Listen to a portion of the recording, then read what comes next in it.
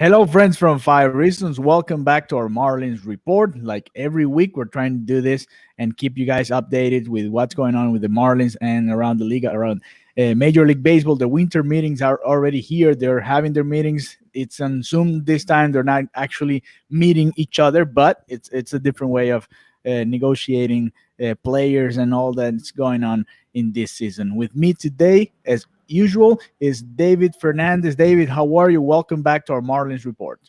Hey man, I'm doing well. Things are moving along here for Mhm. Major League Baseball, right? And South Florida sports has a big weekend this weekend. The Hurricanes have a big game on Saturday. The Dolphins have a big game on Sunday. Hopefully, the Marlins can drop some big news at some point here. Hopefully. That would be a lot of fun. But yeah, I'm doing well. You doing all right? Yeah, I'm doing all right. And on Monday we have the first preseason game for the Miami Heat, and we're gonna That's be right. doing That's right. How can I forget uh, that? yeah, we're gonna be doing the pregame and the live tweeting party that we used to like we did in the last playoff run and until the NBA Finals. So I want to invite you guys to join us on Monday. The game starts, I think, at 7 p.m. if I'm not mistaken. It's around that time. So be ready for us to have some or a lot of Heat content coming up because the season is here again. It was so fast. You remember baseball was over before the NBA, right? Yeah. I mean, it's been a blur. I mean, it feels like time stopped for a while, and Yeah. then so much was happening over the summer, and there was a little bit of a lull, but now it's all starting back up again. Right. It's fun. It's a fun time to be a sports fan. That's for sure. It's a fun time to be a Marlin too. We're expecting a lot of moves this season, especially after bringing Kim and G, a very experienced person in baseball, and we hope we bring and we build a competitive team. That's been Derek Jeter's word, right? We're gonna be competitive, and the Yeah. Marlins were competitive last season, so now they're gonna have to find a way to bring more people that can help this team to be better because we have a lot of things going on in our division and we have maybe one of the hardest the divisions in baseball. So this week we had the draft, right? The Rule 5 draft, and the Marlins were very active, and they've been doing this in the last couple of seasons, right? I remember they took Eliezer Hernandez like 3 years ago from Yeah. the Astros. It's something that the Marlins are taking care. Advantage of because that's a way of bringing a player that's close to Major League Baseball that maybe other teams are not looking very much into. So, what are the moves from the Marlins this week in the Rule 5 draft? So the Marlins, they've been busy. I mean, it's been a quiet off season, aside from the non-tender or the tendering of contracts. Right, we talked about that last time. Yeah. Signing Garrett Cooper and Jesus Aguilar, right, and tendering contracts to some of these other guys, and then nothing. I mean, listen, Major League Baseball has been pretty quiet generally. I mean, there's been a couple moves here and there. You saw Lance Lynn get traded. Some free agents have made some deals, but no sort of headline moves yet in Major League Baseball because we typically see that sort of thing during the winter meetings. Now, Right. this year, as you mentioned, the winter meetings are virtual. It's all Mhm. happening via Zoom. So maybe that's kind of slowing up some of this stuff. But it's been relatively quiet here for Kim Ang and the front office for the Marlins, except for yesterday when the Rule 5 draft rolled around, and they actually were really, really active. The Marlins, by the end of the day yesterday, had added 5 new players to the organization, and they lost one in the process of the draft as well. So they added, they had the 13th overall pick, the Rule 5 draft. They go Mhm. in sort of reverse order, right, with Yeah. records, and you had to have space on your 40-man roster, which the Marlins did. And the players eligible to be drafted, there are players that have not made it to the major league level. They're not on Mhm. teams' 40-man rosters, and they've been in the minors for 4 or 5 years, depending on how old they were when they signed. So, there were some interesting names that were available. The Marlins had the number 13 overall pick, and they ended up choosing one of the more interesting names that we saw there in a right-handed pitcher named Paul Campbell. And they pulled him from the Tampa Bay Rays, and Campbell was the number 24 prospect for the Rays, according to MLB Pipeline. And he's a guy that has long reliever and spot starter potential for the Marlins. You know, one of the things that Kim Eng has mentioned in her media availabilities is that the bullpen is going to be a priority. And the moves that unfolded on Thursday, the addition of Paul Campbell, plus the other addition that they made, Zach Pop, both of those guys are bullpen arms. They ended up picking up Zach Pop in a trade from Arizona. Arizona chose him from Baltimore with the number 6 overall pick. And then the Marlins agreed, I guess it was like a prearranged deal, to send a player to be named later to Arizona for Zach Pop, who, he has closer potential. He didn't pitch in 2019 or didn't pitch much in 2019 because he ended up having Tommy John surgery. And obviously he wasn't part of the Orioles team a year ago, but he's a guy that, if he's healthy, is potentially somebody that could help in the back end of the bullpen. So the Major League roster added 2 bullpen arms on Thursday, which is, just another sign of what it is that the Marlins are doing.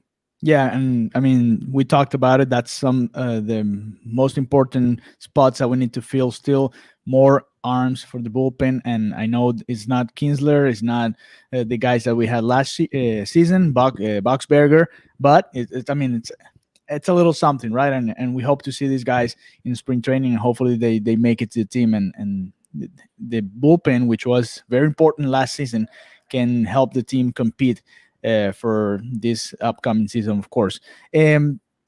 Some rumors, I mean, we have some news. Dame Dombrowski is coming to the Philadelphia Phillies, so we know, I mean, we all know him around baseball. He's a very aggressive GM, so we expect some former Marlins GM. Yes, he's been here, so we expect some moves from him.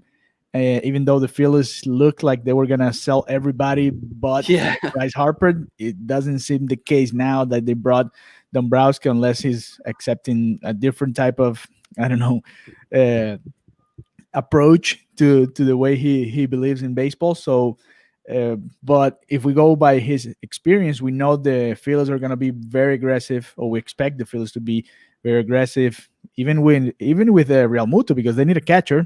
Real Muto is a free agent, so they might be coming in for some players. So who do you think the Phillies should go for besides JT Real Muto, for example? Well, I mean, they've got a couple holes that they're going to want to fill. They definitely want JT Realmuto back, right? And they have to, in order to justify the trade that they had made with the Marlins. Right. And there was word even before they added Dombrowski to their front office. There was some talk of maybe trading a guy like Zach Wheeler, who makes a ton of money, who's a really good starting pitcher.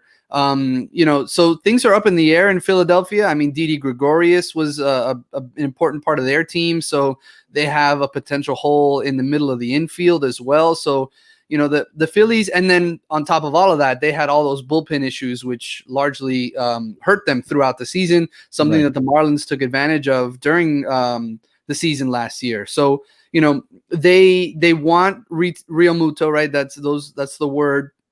But they've also now been connected to James McCann just in case they don't end up with JT Realmuto. McCann has also been linked to the New York Mets, who've made some major moves. At least, they were sold to a very deep-pocketed owner. We've talked about that already. Yeah. So, the Mets are in on McCann. The Phillies are in on McCann. The Marlins, we talked about. Very popular nowadays, huh? Yeah. We talked about McCann being a possibility down here for the Marlins, but now that they've got these big-time teams with deep pockets and lots of money to spend, that probably prices McCann out of the Marlins price range, and the moves that the Marlins have made thus far have been relatively small, no sort of major,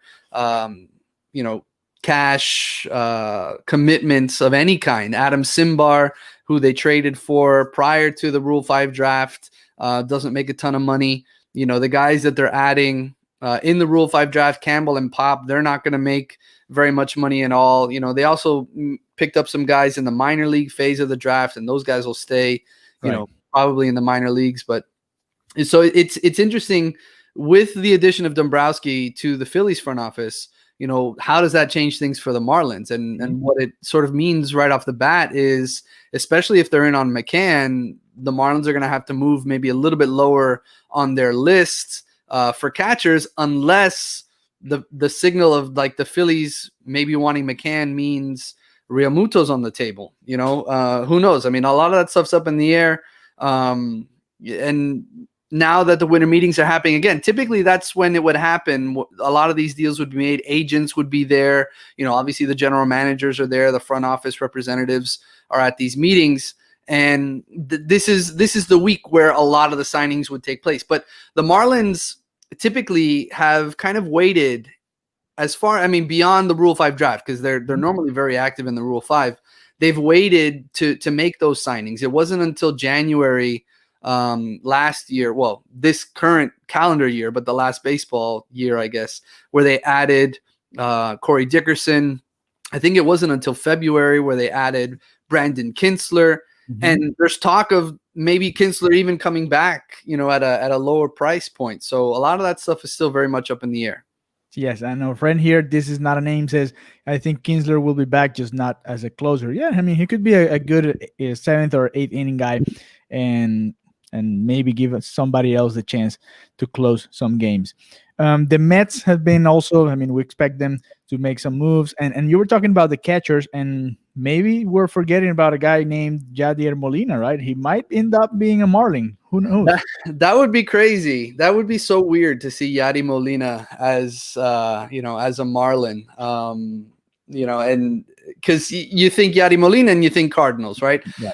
But if they brought in a guy like Yadi Molina, he's obviously not the offensive force that he used to be, but he would be invaluable to this young pitching staff. He would help Sandy and Pablo and Sixto and all these other guys. He would be a huge addition just from that perspective alone. Not to mention it's a lot of fun to watch that guy play baseball. That would be crazy though. That would definitely be crazy. Yeah, especially since Realmuto is the best free agent available. We know it's going to be hard and especially after what happened with the Marlins, I guess Realmuto is not looking into Miami too much, right?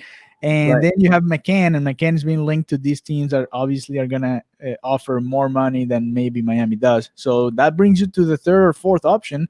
And there's, I think Yadi could be a good addition to the team, and it's going to be interesting because you also bring a player that it's one of the faces of MLB in the last couple of decades. So that's also going to bring some attention to Miami as well. It's not just the guy, the player itself on the field, but also all that he brings with him, which is all that attention and all the star,